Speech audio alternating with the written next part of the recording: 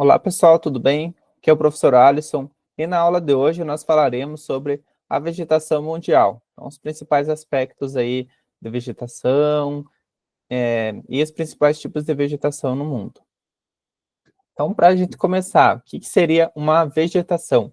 Então, a vegetação ela vai envolver um conjunto de plantas que se desenvolvem naturalmente em uma determinada região. Então, ela vai ser formada ali por plantas que são naturais daquela área, não são plantas trazidas daquele local, plantas que surgiram ali, se desenvolveram e adquiriram certas características que vão estar relacionadas com o tipo de solo, com o relevo, com a latitude, com a temperatura.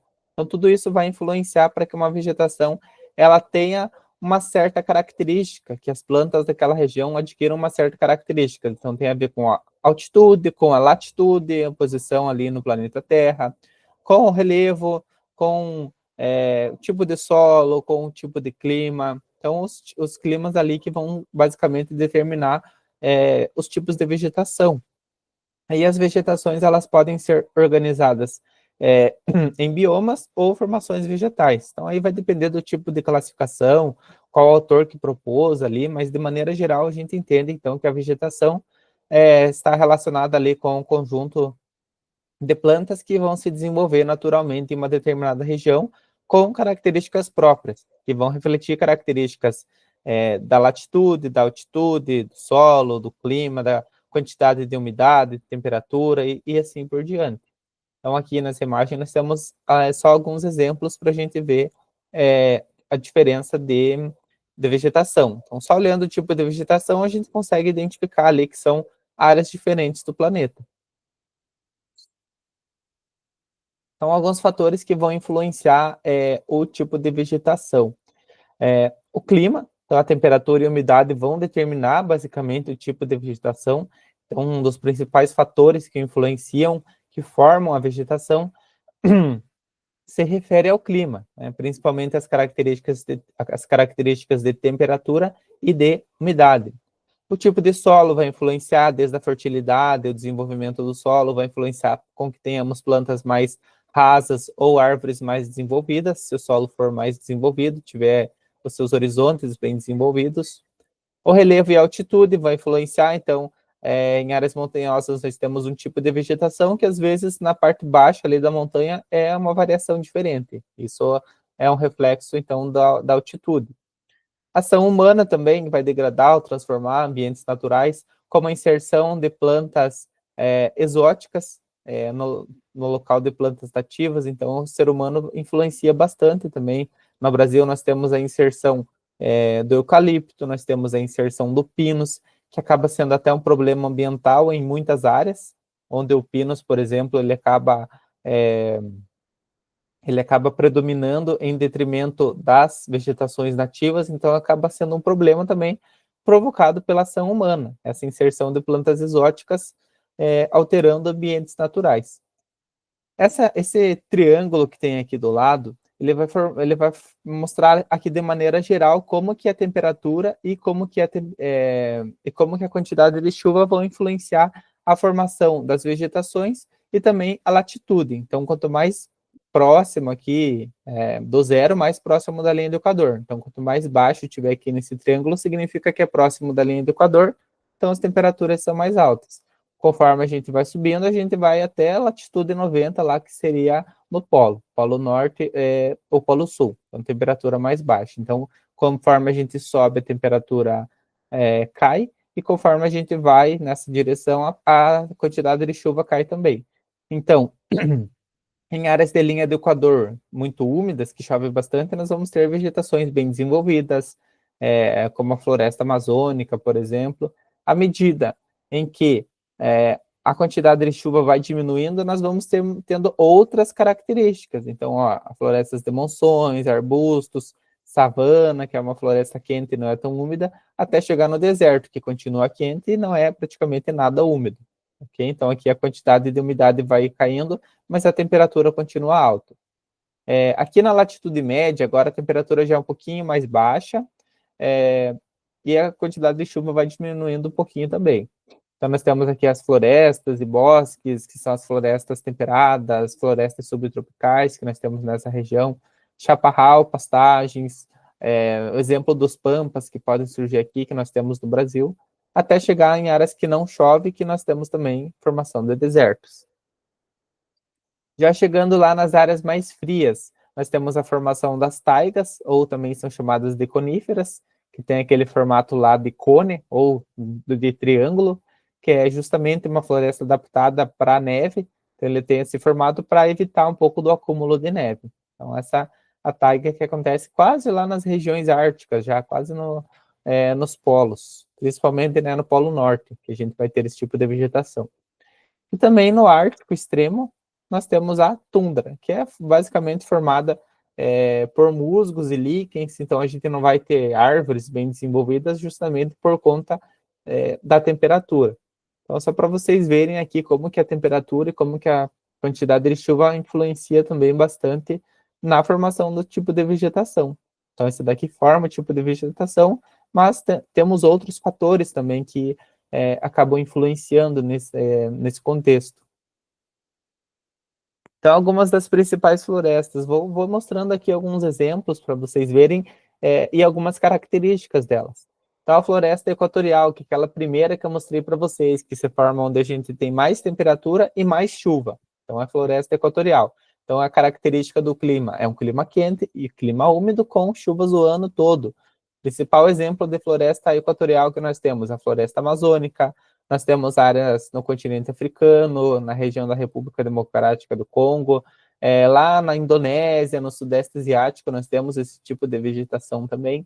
Então, é uma vegetação densa, com árvores grandes, uma floresta fechada, folhas largas, que são chamadas latifoliadas, então, e com uma rica biodiversidade. Então, nós temos uma grande quantidade de rios, uma grande quantidade de plantas, uma grande quantidade de animais, de fauna, de animais que nós nem conhecemos ainda. Nós temos talvez milhares ali de espécies que ainda nós não conhecemos dentro desses ambientes, tá? Então, são ambientes, muitos deles são bem preservados ainda, como a floresta amazônica, em relação a outros. Claro que tem problemas ambientais na floresta amazônica, tem desmatamento acontecendo, mas em relação a algumas outras que nós vamos falar na sequência, ainda ela está bem preservada. Então, o principal exemplo seria a floresta amazônica, das equatoriais aqui do mundo. Seguindo, floresta tropical. Então, a floresta tropical também é de clima quente com estação seca bem definida, então, porque ela tem a ver com o clima tropical. Então, o clima tropical é um clima quente, mas que não apresenta chuva o ano todo. Tem uma estação quente e tem uma estação seca. Aqui no Brasil, a gente pode conhecer essa floresta como Mata Atlântica. Então, nós temos grandes áreas aí Nós temos grandes áreas que eram de Mata Atlântica no Brasil, mas que hoje nós acabamos perdendo. Então, da Mata Atlântica resta ali mais ou menos uns 10% de vegetação que sobreviveu ainda, de vegetação nativa desse tipo de floresta aqui no Brasil. Então, é uma floresta, uma vegetação menos densa do que a equatorial, tem árvores altas, com folhas adaptadas a esse tipo de clima. Então, essa planta se adaptou a épocas de seca e épocas de chuva.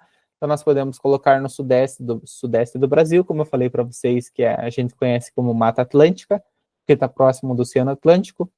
Na América Central, nós temos algumas áreas. Na Índia também nós temos algumas áreas desse tipo de floresta. Okay? As savanas. Então, elas são adaptadas também a clima tropical com estação seca. Então, agora é uma estação ainda um pouco mais seca do que o clima tropical. Ainda é um clima tropical, só que ele é mais quente e um pouco mais seco. Então, ele vai ter uma vegetação mista, formada por gramíneas, árvores esparsas, árvores um pouco retorcidas, que aguentam essa mudança de temperatura, aguentam as queimadas que podem acontecer naturalmente. No Brasil, as savanas elas são conhecidas como cerrado. O cerrado brasileiro é considerado, então, um tipo de savana.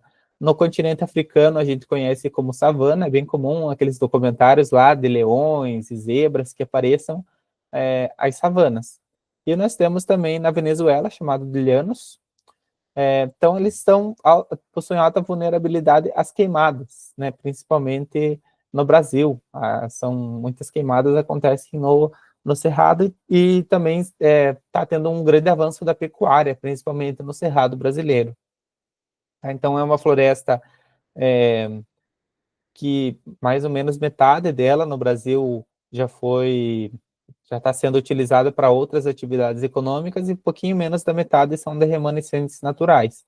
Então, a principal característica dela é que não tem assim tantas árvores, são árvores mais baixas, com troncos retorcidos que aguentam as queimadas, então as queimadas naturalmente que acontecem, mas também as queimadas humanas, que daí acabam sendo um problema porque não são naturais. Então, geralmente queima-se essa área, limpa a área, para ser colocado primeiro a atividade da pecuária, depois outras atividades econômicas relacionadas à agricultura. Mas é uma área que tem biodiversidade também, tudo isso acaba sendo impactado com essas atividades econômicas.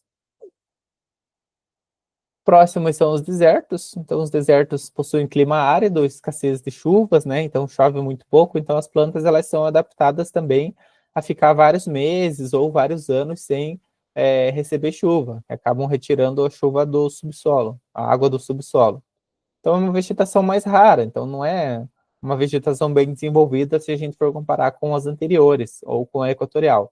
Nós temos cactos, nós temos arbustos com folhas pequenas, vegetações com espinho, e elas vão estar aí nos principais desertos do mundo, no deserto do Saara, no deserto de Kalahari, no deserto do Atacama, deserto do Oriente Médio, na Arábia, Nevada, lá nos Estados Unidos.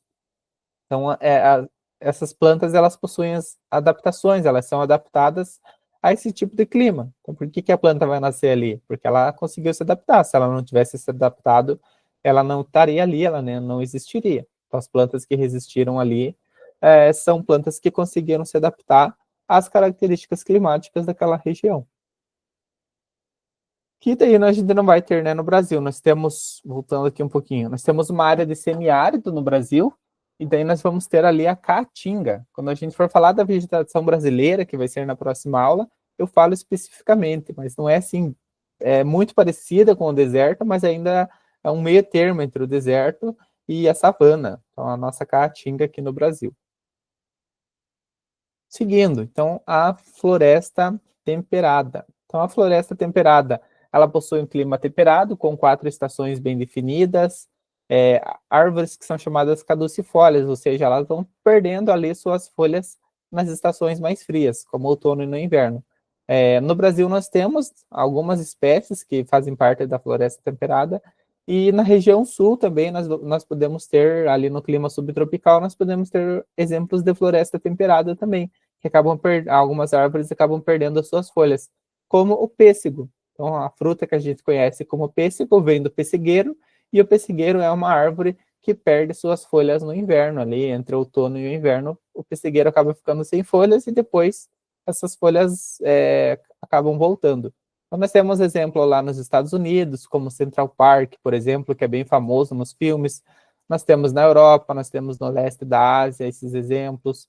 Como eu falei, no Brasil também nós temos algumas árvores, mas na região sul, que possuem essas características, então, que é a floresta temperada. Então, é um clima temperado.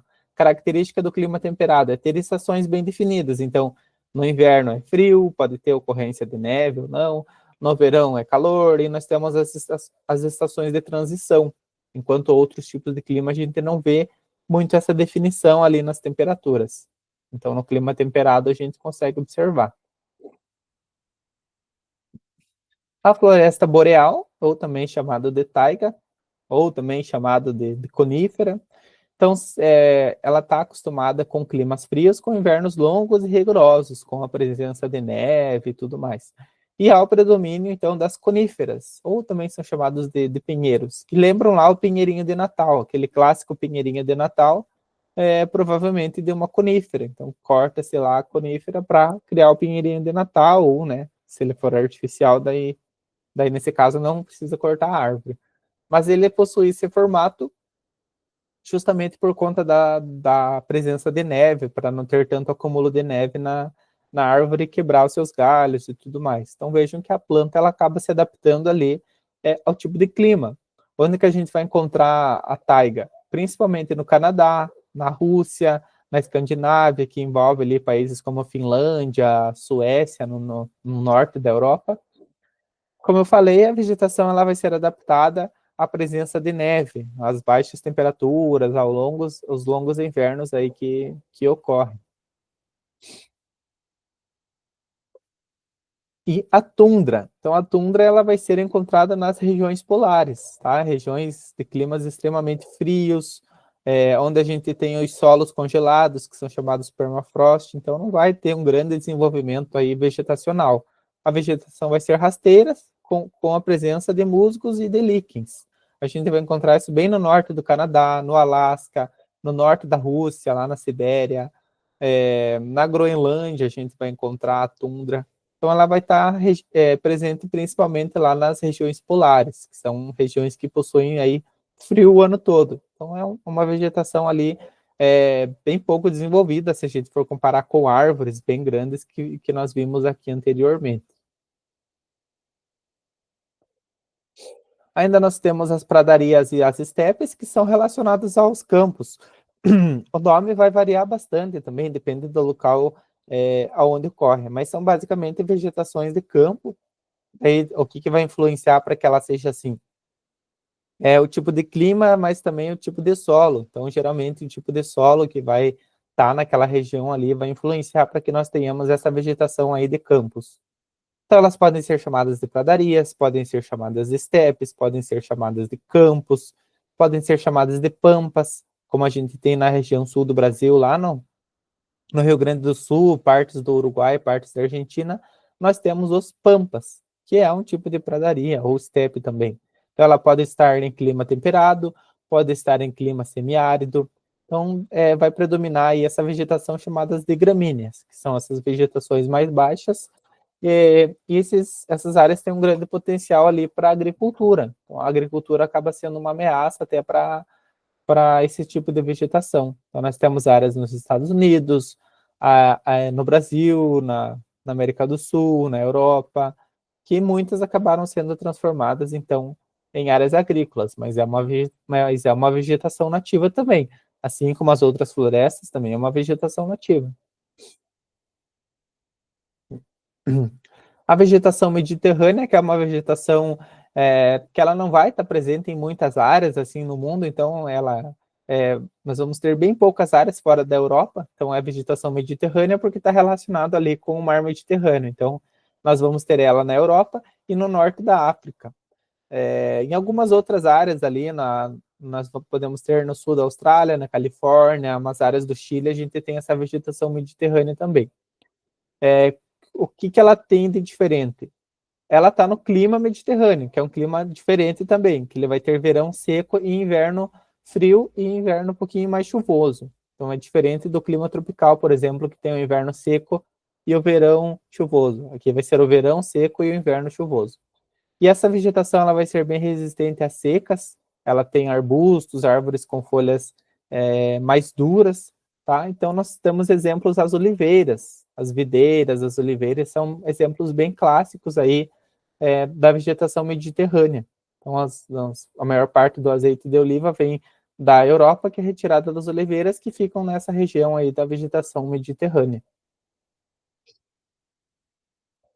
Aqui esse mapa mostra um pouco da distribuição das florestas aí pelo mundo. Se tiver ruim de ver, vocês podem buscar outro mapa na internet, é só colocar ali no Google, que vocês vão conseguir enxergar, então, um pouco da distribuição aí dessas vegetações pelo mundo. Então, nas áreas próximas da linha do Equador, a gente vai ter mais as florestas equatoriais, podemos ter áreas de deserto, em áreas próximas dos trópicos é mais comum de nós termos áreas desérticas, como dá para ver no mapa ali nas partes amarelas, até chegar lá nas vegetações mais frias e dos climas polares, ok?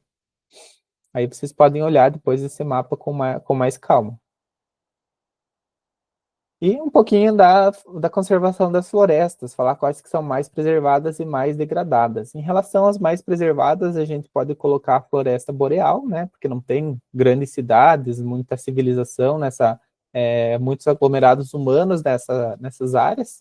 A tundra também, né, porque a região não favorece a presença humana, são regiões polares. o que pode influenciar bastante a tundra são as mudanças polares, as mudanças climáticas. Aí sim, com o derretimento do permafrost e tudo, pode ter influência. Mas as mais degradadas mesmo atualmente, a gente pode colocar a floresta tropical, como a Mata Atlântica aqui no Brasil, as savanas, que é o Cerrado aqui no Brasil, e as pradarias, lá os campos e as pradarias que são transformadas em áreas agrícolas, ok? Então, por último aqui já, para a gente finalizar essa aula. Então, como eu falei, falamos aqui de vegetação. Ela é um conjunto de plantas que ela vai adquirir certas características dependendo do local onde ela tenha. Então, pode refletir fatores naturais ou até fatores humanos, mas o tipo de clima, basicamente, que vai formar ali o tipo de vegetação e outros fatores que vão acabar influenciando. Então, o principal é o clima, a temperatura e a umidade, que vão determinar ali o tipo de vegetação, ou a vegetação vai se adaptar a essas características. Então, ali nós falamos de algumas principais, algumas florestas, as savanas, as tundras, as vegetações desérticas, as pradarias, cada uma com uma característica própria, né? Algumas características aí relacionadas ao sol, à temperatura, à altitude, ao solo. E a preservação vai variar também conforme o tipo de uso da vegetação, o uso econômico. As áreas de campos, aí, de pradarias, elas são mais utilizadas para a agricultura, e como os principais ameaças à vegetação hoje, aos tipos de vegetação, a gente pode colocar o desmatamento e pode colocar as mudanças climáticas também. Então, ou seja, são atividades humanas. Então, as atividades humanas são que mais acabam influenciando nos tipos de vegetação, acabam mais alterando, mais ameaçando os tipos de vegetação do mundo. Por último, aqui uma questão para a gente revisar, que vimos aí um pouquinho nessa aula, a respeito das grandes formações vegetais do planeta. Analise as afirmativas abaixo. 1. As florestas equatoriais apresentam alta biodiversidade e um dossel vegetal muito denso. Um dossel seria aquela parte mais alta ali da vegetação. Seria a copa das árvores. 2. As savanas são encontradas apenas na África e não existem na América do Sul. E 3. As florestas temperadas possuem espécies que perdem as folhas no outono. Então aqui, né, seria a 1 e a 2 corretas. As florestas equatoriais sim apresentam alta biodiversidade, é uma floresta bem densa, então as copas das árvores acabam fechando bem a floresta. A 2, as savanas são encontradas na América do Sul, sim, que é o nosso cerrado brasileiro, que é um tipo de savana. E a 3 está certo que as florestas temperadas, sim, possuem as caducifólias, que são folhas que perdem, que caem, né, durante as estações mais frias, no outono e no inverno. Isso aí, pessoal. Então, agradeço aí a atenção de vocês e espero vocês para a nossa próxima aula. Muito obrigado.